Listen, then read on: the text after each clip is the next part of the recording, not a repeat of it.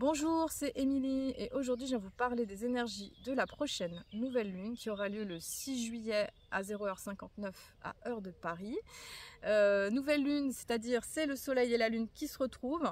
On dit un peu comme ça, c'est la lune noire, c'est-à-dire que la lune on la voit plus dans le ciel, elle est cachée par le soleil et puis c'est vraiment un nouveau cycle, un recommencement, une nouvelle histoire qui commence pour 29 jours et demi dans la tonalité du signe du Cancer. Donc le signe du Cancer, c'est un signe d'eau, premier signe de l'été, signe cardinal qui impulse le changement. Il est relié avec la lune, c'est-à-dire le passé, l'énergie de la famille, le souvenir, le côté la mer, le féminin sacré, les eaux matricielles, toute cette énergie en lien avec aussi la mer, hein, M-E-R, oui, et puis la mer aussi, la maman, hein, l'eau, c'est souvent l'eau du liquide amniotique, hein, cette eau du Cancer. Et encore une fois, c'est l'invitation de digérer ce qui s'est passé depuis les 6 derniers mois, c'est-à-dire depuis le solstice d'hiver 2023.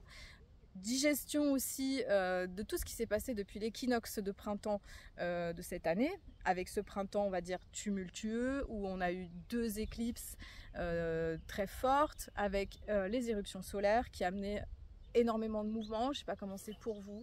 Moi, je sais que j'ai beaucoup de personnes autour de moi qui sont dans des processus quand même d'avancement et d'évolution où les choses elles bougent énormément, hein. Moi aussi je suis là-dedans, ça bouge énormément, ça va vite, il y a énormément de guérison, de transformation à la clé, parce que voilà, quelque part on n'a plus trop le temps et ça va très très vite actuellement. Le solstice nous pousse aussi dans les 6 prochains mois qui vont arriver, c'est-à-dire solstice d'hiver 2024. Donc c'est comme si en fait on arrivait dans une nouvelle énergie au moment du solstice. Il y a comme une nouvelle histoire, une nouvelle proposition de vie qui nous place finalement dans une nouvelle perspective pour les 6 prochains mois avec une nouvelle intention, une nouvelle proposition de la vie. Et puis nous, en tant qu'humains, c'est d'apprendre à danser avec cette proposition, c'est-à-dire d'être en accueil, en accord, de pouvoir être dans cette réceptivité et en même temps action, en fait, par rapport à ce que la vie nous propose au menu du jour.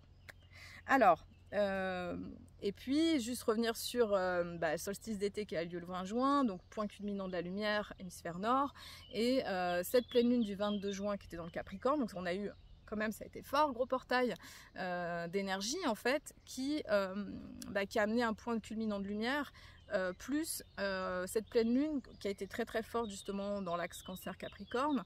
Et c'est un petit peu comme si on avait augmenté le volume des fréquences vibratoires. Alors une fois de plus, voilà, ça ne fait que continuer, mais ça continue sur des modes différents, c'est ça qui est intéressant. Donc ça a pu être un solstice assez puissant, avec beaucoup de purification en énergie, beaucoup de nettoyage. Dans certaines régions, je dis dans certaines régions, mais il y a quand même beaucoup d'eau, hein. Il y a eu beaucoup d'eau au moment de ce solstice, grande purification par les eaux, alors que c'est vrai que c'est le portail solstice d'été, c'est quand même aussi le feu, donc l'eau et le feu, donc on est dans des énergies où ça nettoie énormément en ce moment, ça désencombre l'ancien, ce qui a plus lieu d'être, pour que les travailleurs de lumière puissent se positionner là où ils doivent être et en tout cas traverser peut-être les défis ou les situations les plus ajustées pour être à sa juste place, pour être soi-même, pour œuvrer en fait à l'endroit où c'est important, parce que en ce moment ça bouge beaucoup sur la terre, hein. C'est assez challengeant, il y a beaucoup de défis, hein, par rapport au fait de cette évolution de fréquence vibratoire en fait qui ne fait qu'augmenter et qui justement fait remonter à la surface beaucoup d'ombres, que ce soit sur un plan personnel mais aussi sur un plan collectif. On le voit avec effectivement les guerres qui jalonnent qui jalonnent notre histoire collective là, et les mouvements, enfin voilà, les élections en France, voilà, sans rentrer dans les détails, qu'il y a des choses qui se passent, que voilà, il y a beaucoup de traversées comme ça, un peu de peur, d'insécurité, pour justement révéler, mais ça passe par plus on met de la lumière, et plus on voit les ombres. Voilà, donc c'est pareil aussi dans le collectif, hein, donc ça nettoie énormément. On a beaucoup la conséquence des actes, hein. En plus on est en année 8, hein. Là j'ai une petite coccinelle qui vient de se poser, c'est trop beau.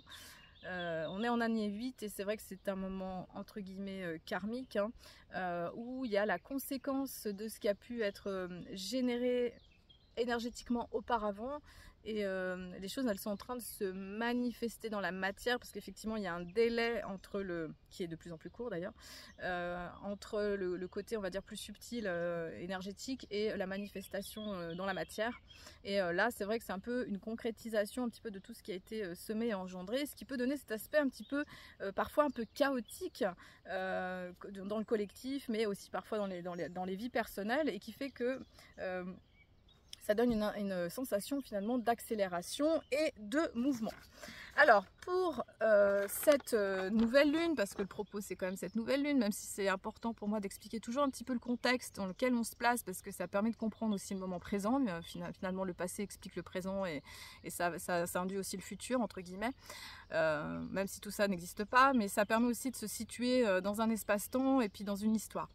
Le cancer est très relié avec l'histoire, il est très relié avec le passé, et donc ce soleil-lune pendant ce mois-là va nous inviter à plonger justement à l'intérieur de notre monde intérieur, de notre système intérieur, qui peut être représenté par la famille d'origine, la famille que l'on crée, donc ce mouvement à l'intérieur de soi, d'être centré, hein, c'est une invitation à se recentrer dans ses sentiments, dans ses émotions, dans ce qui est ressenti, de pouvoir justement se protéger quelque part du monde extérieur. Ça ne veut pas dire qu'il faut se couper, mais savoir parfois mettre sa bulle quand c'est perturbant, quand c'est trop, et savoir se ménager, se préserver pour construire un monde intérieur riche, pour digérer énergétiquement tout ce qui s'est passé, pour se nourrir finalement à ses rêves, hein, puisque le cancer est lié aux rêves. C'est quoi qui est important pour nous, c'est quoi qui a du sens, et de pouvoir manifester une vie qui est en adéquation avec finalement ses valeurs profondes, avec ce qui est vraiment précieux, et de se recentrer, de se connecter avec ça.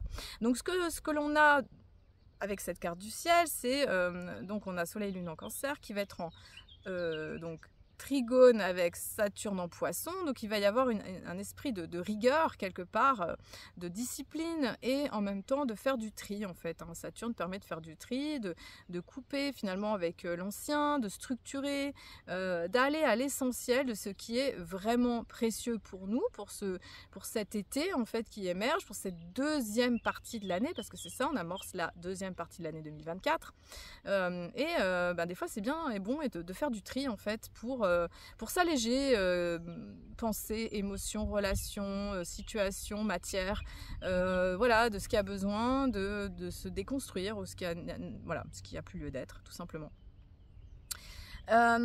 Oui, aussi, Saturne, elle est passée rétrograde, et ça, c'était le 30 juin jusqu'au 16 novembre.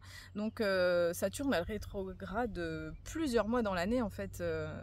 Et là, elle vient d'amorcer sa phase de rétrogradation. Elle va passer de 19 degrés à 12 du Poisson.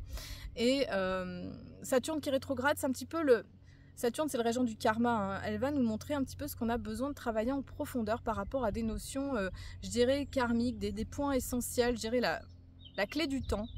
Les clés en fait à comprendre par rapport à notre vie en fait, dans cette sagesse, dans cette profondeur qui demande finalement de traverser les situations et la vie avec sagesse, avec acceptation, avec résilience, et qui justement demande d'aller mettre de la sagesse. Alors Saturne qui rétrograde, c'est peut-être voir en fait des situations antérieures qui sont importantes à comprendre, à travailler, à transformer, à transmuter pour pouvoir mieux avancer par la suite quand les planètes redeviennent directes. Ces mouvements rétrogrades, effectivement, ils invitent à digérer aussi les énergies pour intégrer toutes ces avancées finalement qui ont été là, et ça permet justement par la suite de mieux appréhender, de mieux comprendre. Si on a des planètes qui sont justement entre 19 et 12 degrés du Poisson ou en opposé de la Vierge, ça va travailler ces notions-là. pour voir si on a bien compris la leçon ou les leçons. Saturne, elle est en lien avec ça, donc Saturne, c'est celle qui nous fait, voilà, c'est un petit peu le test de l'école avec l'examen. Est-ce que tu as bien compris, est-ce que tu as bien appris ta leçon pour avoir ton examen? Et puis si on n'a pas l'examen, ça va être important de repasser finalement la leçon de vie. C'est un petit peu comme ça que ça marche dans cette sphère en fait, en lien avec Saturne, je pense à l'arbre Séphiroth. De cette énergie justement d'intégration des expériences pour pouvoir mieux avancer par la suite. Ensuite, on a Soleil-Lune qui est en sextile avec Mars. Le sextile avec Mars induit une forme d'action, une action concrète. En plus, Mars en Taureau, c'est une action organique, c'est une action qui est reliée avec quelque chose de très concret, parce qu'on est dans la terre du Taureau qui amène justement quelque chose qui stabilise, peut-être quelque chose qui prend son temps et qui sécurise. Et il va y avoir une notion quelque part, s'il y a des rêves, comment on les concrétise, s'il y a des choses qu'on ressent de faire, comment on passe à l'action, comment on fait les choses. Et voilà, c'est une belle proposition parce que à la fois Saturne va structurer et aussi Mars, il y a un poisson qui a sauté, Mars va aider à passer à l'action. Alors ensuite, oui, Mars et Uranus. Donc au moment de la nouvelle lune, on commence à avoir une belle conjonction entre Mars et Uranus. Donc Mars, c'est l'action et Uranus, c'est la pédale qui va accélérer le mouvement. Uranus, c'est l'énergie des esprits tonnerres, c'est l'éveil, la foudre, c'est ce qui va vite et on va avoir cet aspect-là qui est générateur de vitesse. Donc c'est entre le 6 et le 21 juillet et exact le 15 juillet. Donc là, on pourrait avoir l'impression qu'on est sur une forme de pédale d'accélérateur qui va faire avancer les choses beaucoup plus vite dans notre vie. Ça peut créer effectivement de l'impatience, ça peut créer entre guillemets des accidents, peut-être des mouvements de population, des rébellions, une envie finalement d'aller plus loin, d'aller plus vite et en même temps ça peut permettre justement d'avancer plus concrètement, plus rapidement, de sentir qu'il y a des situations en fait des situations peut-être qui stagnaient, qui peuvent se régler plus facilement et qui avancent et qui donnent cette sensation de rapidité et de fluidité dans l'action. L'idée là, c'est si ça va trop, s'il y a trop de pression, s'il y a trop de colère, s'il y a trop d'impatience, d'emportement, ça va être de ralentir le mouvement parce qu'effectivement ça peut générer peut-être du stress, de l'emportement, comme je vous ai dit, rébellion, voilà, avec tous les mouvements qu'on a aussi au niveau international, au niveau voilà, par rapport aux guerres, par rapport au fait que ce soit une année 8, que là on récolte les conséquences de nos actes, année 8 c'est ça, conséquences de nos actes, que ce soit sur tous les plans et même des fois des plans karmiques, conséquences des actes, et que tout ça c'est pour aider justement à mieux avancer, à mieux régler des situations, pour que voilà, ça aille plus vite aussi. Voilà. Comme je dis, on n'a plus trop le temps d'attendre, même si voilà, les choses se font à leur rythme aussi et que le cancer invite à prendre son rythme. Mais là, il peut y avoir cette sensation que ça avance plus. Ensuite, oui, ça peut donner aussi de la ténacité, du fanatisme. On a aussi des élections en France qui approchent avec tous ces mouvements aussi voilà, d'élections au niveau de tout ce qui est en train de se passer. Je ne vais pas rentrer dans le détail, je pense que vous suivez aussi l'actualité si vous écoutez depuis la France. Voilà. Ensuite, nous avons un autre... bon, alors on a un autre mouvement. On a aussi, je vais rester avec l'énergie des poissons. On a Neptune en poisson qui est à 29 degrés 56 et qui amorce sa rétrogradation donc du 3 juillet et jusqu'au 8 décembre. Donc là, on embarque sur 5 mois de rétro. Neptune, donc c'est la planète des poissons, donc spiritualité, intuition, connexion avec la spiritualité, mais qui peut induire aussi beaucoup d'illusions. Voilà, des situations pas toujours très claires, qui invitent justement à être plus transparent et à amener la lumière. Neptune qui rétrograde, ça va être l'encouragement à plonger à l'intérieur de notre monde spirituel et à se connecter d'une façon peut-être beaucoup plus intuitive, beaucoup plus réceptive, de nettoyer le canal en fait de la réceptivité, de pouvoir se tourner vers l'intérieur. Là on a les deux planètes qui sont dans le Poisson qui rétrogradent. Elles vont commencer, on va dire, une forme de conjonction qui sera plus effective en début d'année prochaine, 2025, avant de se desserrer et passer après effectivement dans l'énergie du Bélier.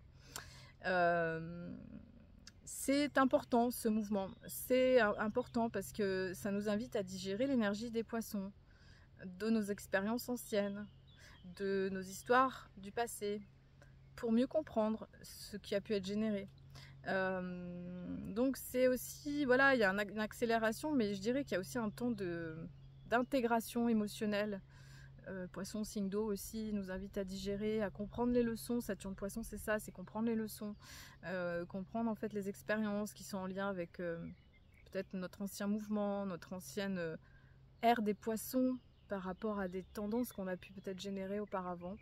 Et ça va être de comprendre tout ça, de prendre du recul pour mieux assimiler les expériences qui sont là.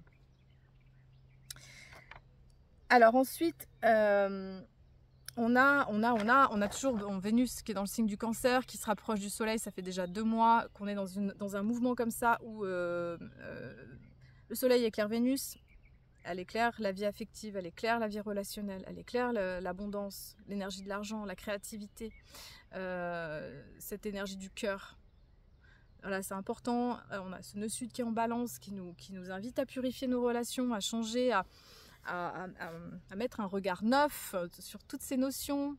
Voilà, c'est une thématique qui ressort beaucoup actuellement, cette thématique relationnelle, d'être dans des relations qui soient juste, équilibré. Ça fait ressortir du coup la toxicité relationnelle, les notions justement de relations, mais surtout ça demande de guérir finalement tous les univers relationnels personnels, de guérir nos histoires pour pouvoir justement générer des histoires qui peuvent être relationnelles, amoureuses, affectives, enfin tout ça, mais pas que, parce que ça peut être aussi en lien avec nos proches et tout ça, mais générer quelque chose qui est juste et qui est au-delà des dépendances, au-delà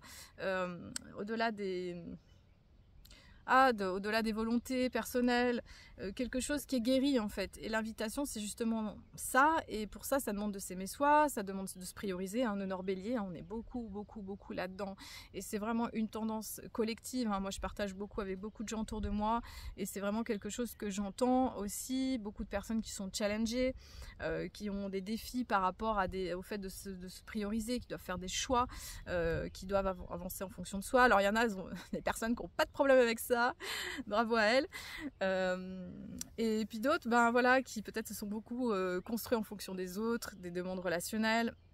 Je pense à l'énergie des femmes. Alors je dis pas que les hommes, c'est pas la même chose, mais c'est vrai que les femmes, on nous induit souvent de prendre soin finalement des autres, la maman qui prend soin de son enfant, les filles d'écouter les besoins des autres.